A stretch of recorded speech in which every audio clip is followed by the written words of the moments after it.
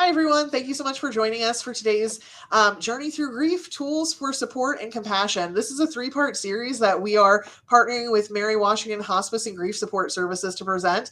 I'm Erin Creighton. I'm the Adult Services Department Head and Assistant Branch Manager here at the Fredericksburg branch. I'm very pleased to be joined by Mary Bevan. She is the Community Bereavement Liaison, and by Catherine Wall, who is the coordinator of volunteers for Mary Washington Hospice. And we are actually joined today by one of their volunteers. So welcome, guys. Thank you so much for being here today. Thank you for having us. It's a pleasure to be here.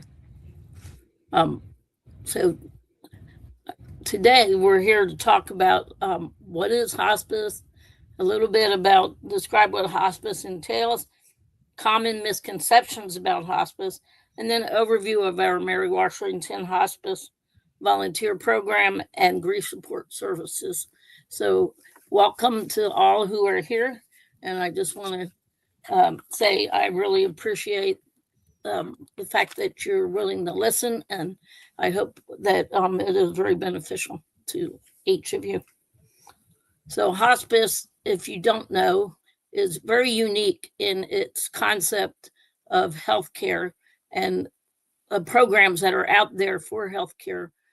And the uniqueness of it is that we are end-of-life care, and we provide comfort care versus curative care.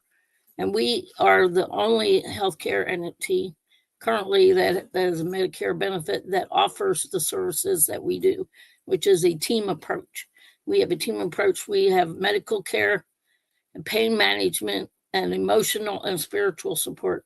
So on our team, we have the doctor, we have the nurses, we have chaplains, and we also have social workers and certified nurses aides.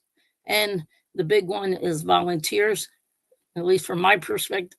And that is a team concept that works together to provide the quality end-of-life care for life-limiting illnesses or injuries. And ongoing support is also provided after the death with our bereavement programs. So there's a lot of common misconceptions about hospice that we hear all the time. And so I want to just cover a couple of those. It's expensive. Medicare is one of the providers of hospice care, and private insurances also now have jumped on board and have what is called a hospice benefit. Majority of what is offered through hospice is covered by those entities, Medicare and your insurance. However, if you have neither, Mary Washington Hospice will also, as a nonprofit, we provide care regardless of the ability to pay, which is very important, and we feel very dedicated to that. If you have to sign a DNR to qualify for hospice. That is not true. A lot of people believe it is. However, hospice doesn't require that. Most people do end up maybe signing a DNR, which is do not resuscitate order, once they realize that they are now under comfort care and there is no longer a cure for their condition. However, it is not a requirement, and it is up to the patient and the family to make that decision. If you're in hospice, you can't see your regular doctor. You're always offered to keep your regular doctor. It is between you and the doctor to decide if you want to keep your doctor. Either way, we have our medical doctors that oversee your care as well. So they can always elect one of our providers. Hospice care ends when the patient dies. Again, no, that's not true. Again, we provide 13 months of bereavement support after the patient dies. That's for the family and the next of kin, the primary caregiver, whoever is elected at that time. And then we also support any others that desire that support after the death of the patient. And Mary is a big part of that. And she has also provides bereavement support out to the community that were not on hospice. So some hospices are for-profit organizations. They're not all the same. I would like to say that Mary Washington is definitely not the same as most. I think we have a lot of uniqueness to us. We are a nonprofit. We provide care regardless of the ability to pay, and we provide therapies that most hospices don't, and that's massage therapy, music therapy, and at times we've had art therapy as well. So let's talk about the important reason we're here today, and that is volunteers.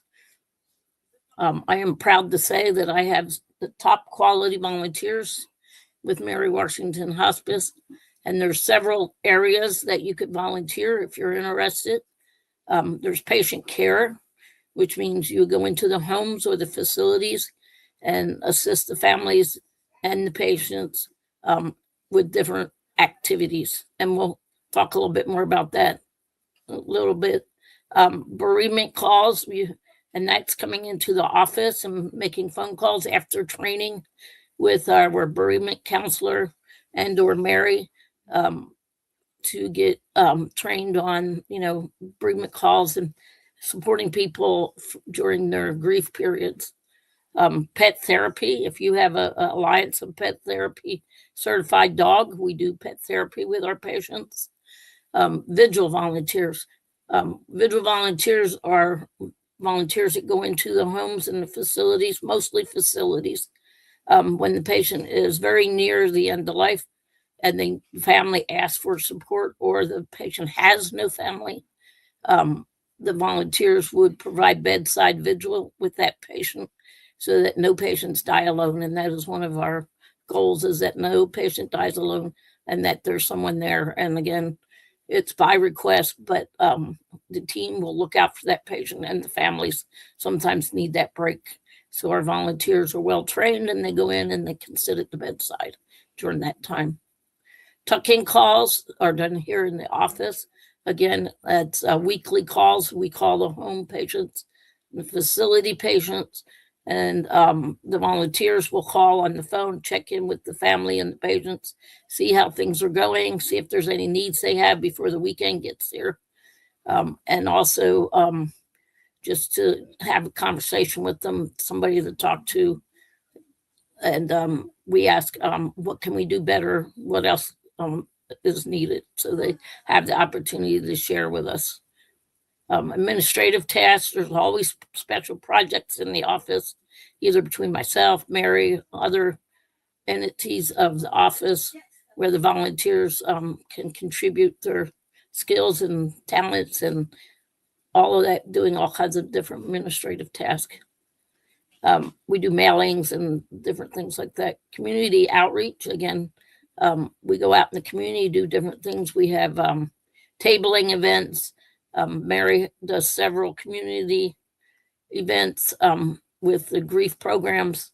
And so there's always those opportunities as well. And then veteran to veteran volunteers. You can go to the next slide. All right.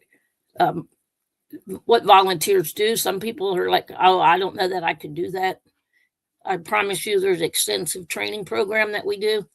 And our goal is always to make sure the volunteers feel comfortable before they are offered any kind of duties or responsibilities with our patients and families. So we do have a well-established and comprehensive training program. They can provide family caregiver relief that would either, again, be in the home or in the facilities, companionship or emotional support to the patient and the family. And we consider the caregiver and the family as important as the patient. So sometimes it's volunteers do more for the caregivers, or as much for the caregiver as they do the patient. Light housekeeping,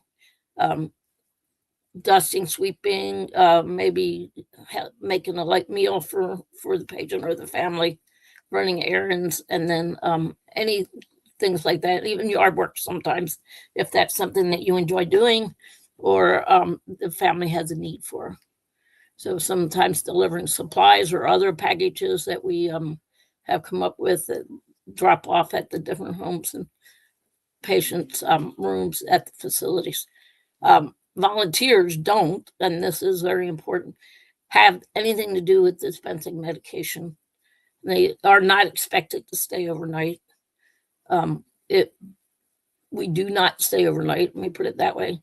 And then they don't take the place of a primary caregiver or a paid caregiver.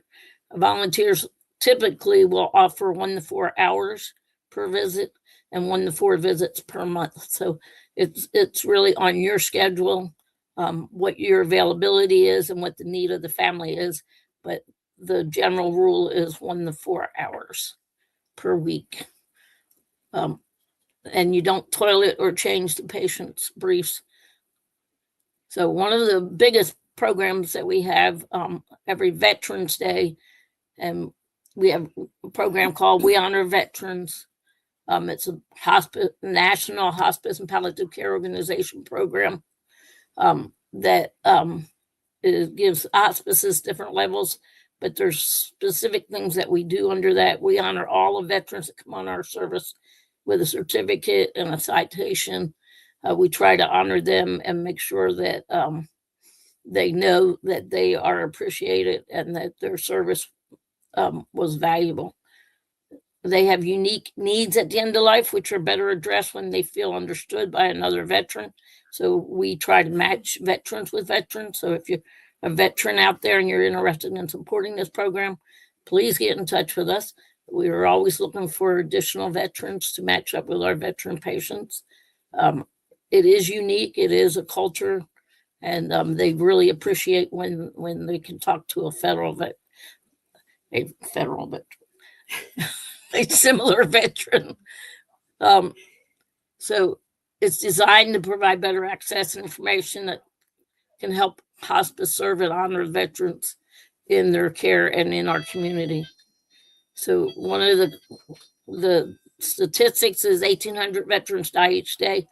Now we're in the era of the Vietnam veterans and Korean veterans. Very few World War II or World War I veterans left. So 1,800 probably is a low number. That's what we're experiencing now. We're in need of veterans and active duty. They support our patients and families at the end of life. We also go into all the nursing home and facilities during Veterans Day. As you saw the picture previously was a group of Marines that come down from Quantico to help with that.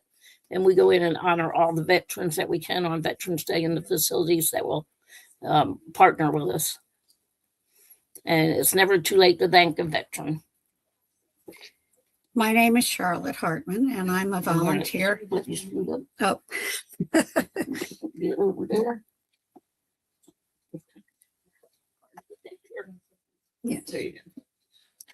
I'm just getting up a little closer here. My name is Charlotte Hartman, and I'm a volunteer.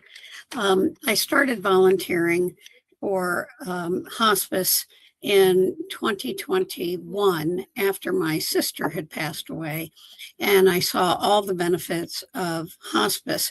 At that time, I was with a different hospice group. They were in the Fredericksburg area, and I didn't, because of several losses, my husband, my sister, and a brother, 2 brothers, I was not ready to do any face-to-face. So I was doing tuck-in calls, and I did tuck-in calls for a long time.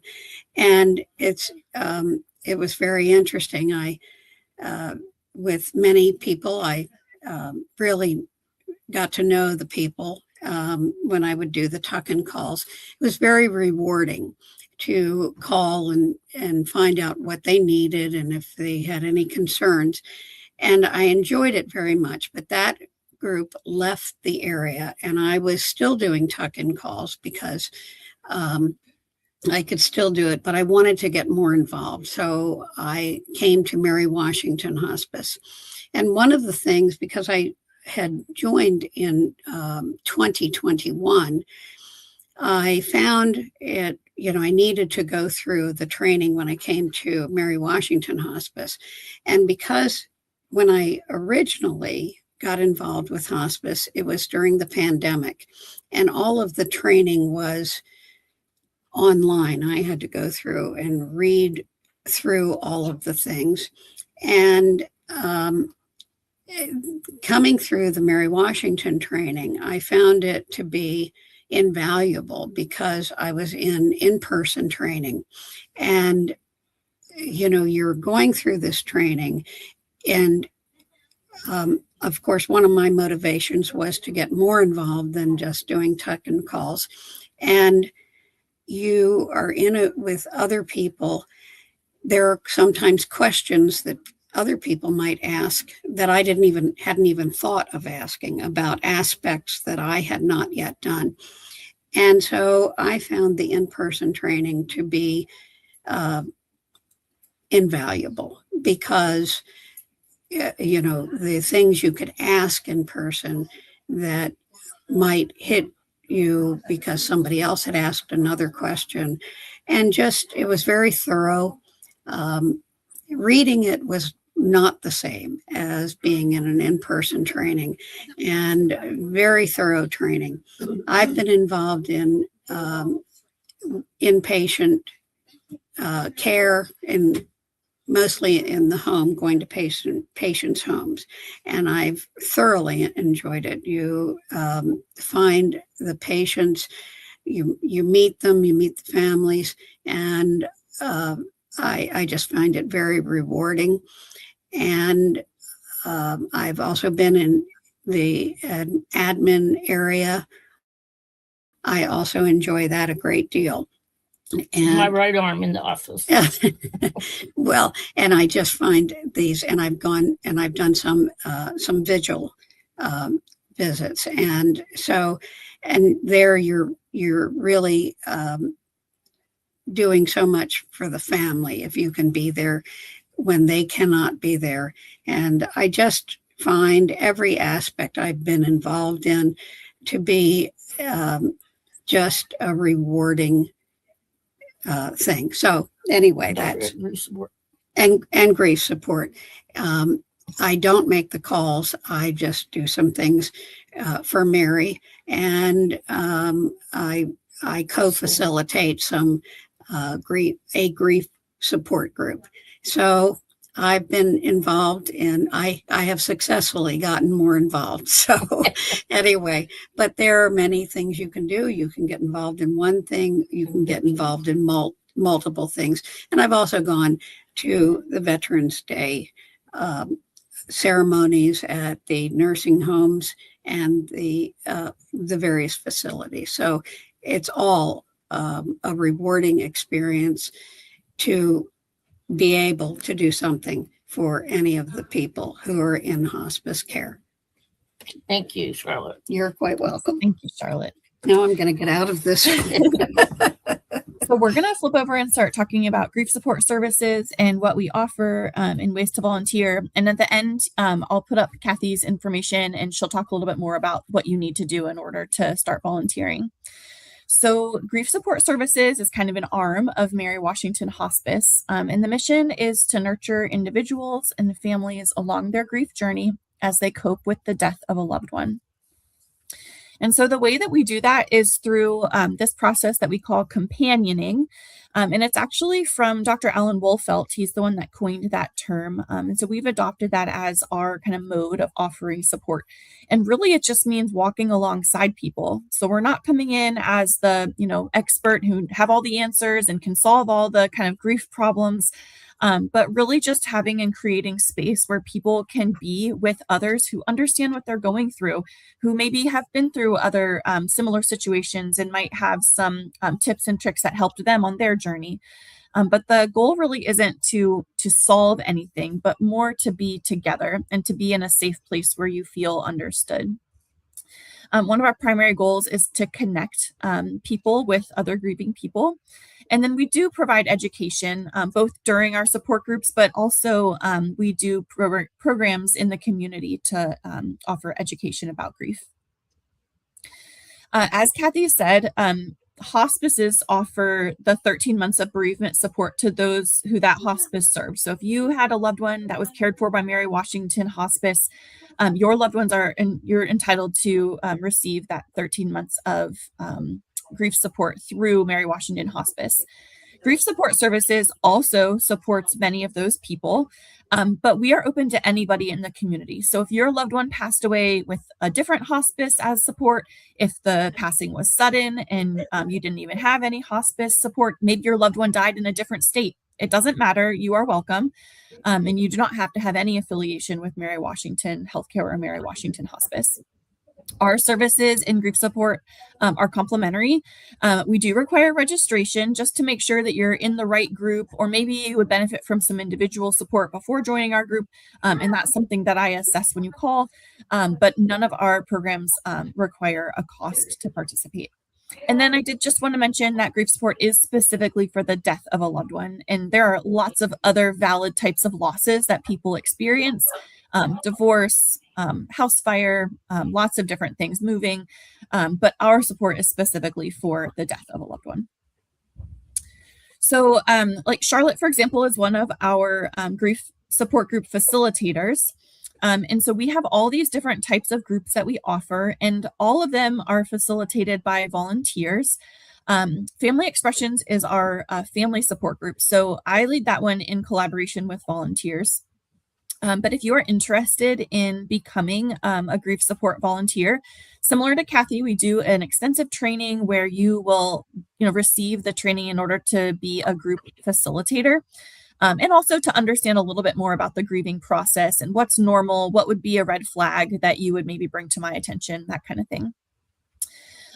Two of the things that we have that are a little unique is a book study. So we study a book by that same person I mentioned before, Dr. Alan Wolfelt. The book is called Understanding Your Grief. And then we're also going to be doing a writing group coming up in August and September for anyone who's bereaved and wanting a place to kind of process that. As I said, we do a lot of grief education. We put on our own programming. Usually we call it Grief 101. Where it's just kind of education about what the grieving process looks like. Volunteers for this would be helping like with setup and check-in, greeting people. We do coping with grief during the holidays. Generally need quite a bit of support with this one, as it's usually well attended. But again, setting up, maybe helping get stuff ready before the event, and then kind of being a participant. We also do a kind of sharing small group time. So I need grief group facilitators for that as well. And then we do a lot of programs in the facilities and over 55 communities, meeting with residents, providing education, doing support groups, all sorts of different things. One of the biggest programs we have is Camp Rainbow. This is hosted every year in the spring. It is a day camp for kids age 5 to 12 who have experienced the death of a loved one. And you'll see that picture there is from our camp that we just had this past spring. Those are our volunteers. You get a t-shirt that says Camp Rainbow on it. Again, there is a pretty extensive training. You need to get a background check and fill out an application just to make sure that our kiddos are going to be in good hands while they are with us. And we are nurturing them. So the training is about 2 hours, and then the camp itself, the time commitment is about 9 hours by the time you get there and then pack up at the end. But it is just a one-day event. Okay, Kathy, you're back up. All right. So that was a lot of information, just a little bit of history. Hospice in the United States started out as an all volunteer service. And one of the requirements that we have for our Medicare is that all 5% of all care that's provided by us has to be done by volunteers. So it's very important that we maintain our volunteer core of people. And if you are interested, after hearing everything today, you can contact me, the volunteer coordinator, at that number there, at that link. You can send me an email and I will be right on it and send you out an application and all of the next steps, if you will. Then you complete and submit your application. We do require a flu shot for all those that do patient care. We do a background check. And again, as we talked about, the training and we require 3 references, and we will provide the TB test here with our health and wellness. Then you get a badge, and then we talk to have it one-on-one, sit down, talk about what your desires are, what your goals are, and where is best to place you. And you get to decide exactly how you want to support Mary Washington Hospice families and patients. And so I'm looking forward to hearing from you. You can also go to the Mary Washington Healthcare website and plug in hospice, and it'll also give you a direct link to the application. So I hope that this was beneficial. Please, if you're interested, bring a friend along with you. And I We put can my use as contact many as information as possible. well in case you know anybody who could benefit from grief support, or if you want to hear more about our programs. Thank you guys so much for being here while we wait to see if we have any questions. I honestly, obviously grief can happen at all ages, but hearing about the support system for kids who may not know how to process their grief, that was very touching. I get a little awkward. I apologize, but no, it was very nice to see the options for all ages for support systems, which is quite wonderful. Yeah, absolutely. I think that's one of the greatest things that we offer is that we really are throughout the whole lifespan, right? We can serve children all the way through adults who are experiencing end of life. Yeah. That's amazing. And Charlotte, your story of your sister was quite powerful too, to take something like that, to turn it into such a positive force of giving back to the community is so amazing. That's where volunteers come from. Yeah. We have experienced hospice and know the benefits of it. And so it is wonderful, but if not, it's still okay. We need all volunteers. For sure. And we're definitely part of the community. And that's the one thing that I admire the most about Mary Washington is that, especially with Mary's programs, for a while during COVID, we were not able to provide those things in the community. And there's such a big need out there. And that's what we're here for. Yeah, definitely. A lot of things that happened, during COVID for people's safety, it did have those other impacts that you don't even think about. So really making sure that people know that you're not only welcoming volunteers back, but you're excited to have them and to share their such amazing impact with us. I think that's just so special. So thank you guys both. Thank all of you for being here today. It doesn't look like we have any questions. Please get in contact with them. I shared their application link and their website link in the comments, or reach out directly to Catherine or Mary if you do have questions later. Thank you guys so much. Yeah, thank you, Erin. Thanks for having us. And I'll look forward to seeing you back in August, and we'll talk about supporting friends. Yes, we'll be here for one more part of our 3-part series in August. Thank you guys so much. All right, take care, everyone. Thank you.